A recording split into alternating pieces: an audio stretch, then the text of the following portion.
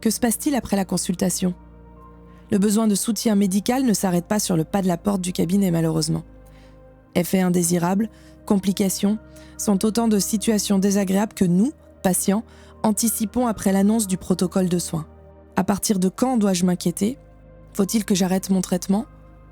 Devant l'impossibilité pour les équipes médicales d'assurer un suivi physique régulier et personnalisé pour chaque patient, la télémédecine se présente comme une solution pratique et efficace à cette problématique. La téléconsultation, la télémédecine va venir compléter nos soins pour limiter le nombre de déplacements pour nos patients.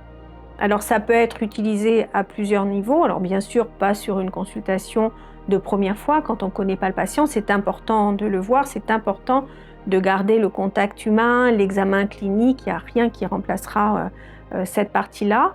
Mais une fois qu'on a instauré le traitement, dans le cadre des suivis, ça peut être un formidable outil parce que si le patient va bien, il peut utiliser les Patient Reported Outcomes aujourd'hui qu'on utilise. Ce sont des outils que l'on met sur les smartphones des patients. Ils peuvent remplir une fois par semaine, est-ce qu'ils ont des effets secondaires, est-ce qu'il y a des choses qui apparaissent sous traitement.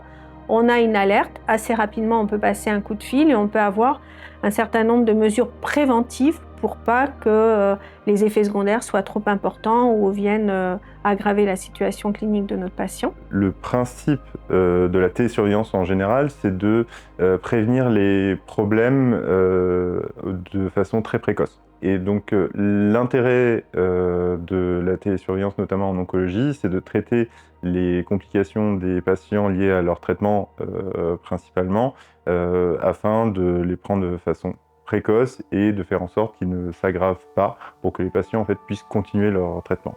Et très concrètement, aujourd'hui Résilience, c'est une application du côté patient qui envoie des questions aux patients pour les interroger sur leurs symptômes, donc la douleur, la fatigue, les diarrhées, et qui est formaté pour que les patients puissent y répondre de façon naturelle, et qui va permettre, en cas de problème, d'émettre des alertes du côté du soignant en lui disant « Attention, ce patient présente des problèmes, il s'aggrave » et donc de pouvoir agir de façon précoce pour éviter que cette situation ne s'aggrave trop et pour pouvoir, en fait, au final, maintenir le patient sous traitement, éviter les hospitalisations non prévues et au final, en fait, on a montré un bénéfice en survie globale des patients, ce qui est en oncologie une chose assez rare. Si on a un traitement à réaliser, plutôt que de faire venir le patient sans savoir s'il va être en capacité de recevoir le traitement ou pas, la veille, la téléconsultation va permettre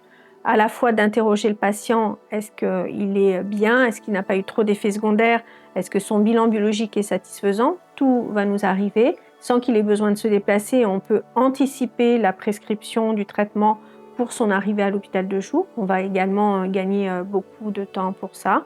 Et puis, il va y avoir aussi toute la partie accompagnement de nos patients quand on peut faire du lien avec la ville et les soins de ville. C'est aussi important à ce moment-là d'utiliser ces outils de télémédecine. À la base, ce qu'il faut bien que l'on se rende compte et sur lequel, en tant que professionnel de santé, il faut qu'on soit un petit peu humble, c'est qu'on sous-déclare, on sous-estime les symptômes des patients. Partant de là, on se rend compte qu'il faut donner la voix aux patients, en fait, leur donner une possibilité de déclarer des symptômes pour pouvoir en fait, les suivre de façon très précoce. L'idée, c'est de donner la bonne information aux patients au bon moment. C'est ça. Donc, alors qu'aujourd'hui, tout se fait par téléphone et on ne peut pas, avant d'avoir appelé le patient, sans cela, faire la différence entre de l'angoisse, qui est tout à fait naturelle pour un patient, surtout atteint d'un cancer, et faire la différence entre ça et un symptôme qui s'aggrave et qui nécessite une prise en charge médicale particulière. La télémédecine a une place également très importante pour accompagner nos patients à domicile dans une période de leur vie où ils n'ont plus de traitement anticancéreux spécifique. Sur des accompagnements de fin de vie, en soins palliatifs notamment, je trouve que c'est un outil extrêmement pertinent puisqu'on va avoir besoin des équipes de ville, de l'hospitalisation à domicile, des équipes mobiles de soins palliatifs pour s'occuper de notre patient en fin de parcours, en fin de vie. Mais pour nous, c'est très important de garder ce lien. Et pour nos patients, c'est très important de garder ce lien avec l'oncologue référent, puisque c'est absolument pas une situation d'abandon. Moi, je dis toujours à mes étudiants en médecine, être un bon oncologue, c'est pas guérir tous les patients. On en est incapable. Être un bon oncologue, c'est être en capacité d'accompagner notre patient dans sa dignité, dans son confort de vie, sa qualité de vie, tout au long de son parcours. On ne peut pas choisir son parcours, on ne sait pas à l'avance ce qui va se passer, on fait du mieux, mais on doit être là jusqu'au bout. Et là, c'est un outil formidable parce que faire déplacer un patient en brancard qui reste alité toute la journée, ça n'a pas vraiment de sens.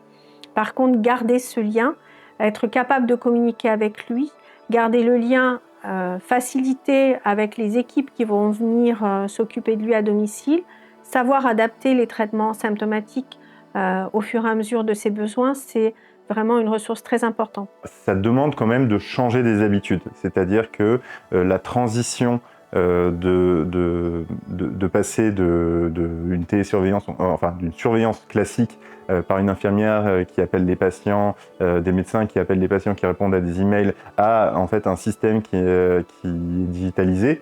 Ça demande une réorganisation, ce sur quoi les services souvent ne sont pas accompagnés. Donc ça, c'est une chose sur laquelle en fait Résilience insiste beaucoup, c'est qu'en fait on aide à la transition. C'est-à-dire que on a des infirmières qui sont spécialisées en oncologie qui vont accompagner au début les services le temps qu'ils prennent en charge l'outil, qu'ils montent en charge et que leur fil actif passe en télésurveillance digitalisée.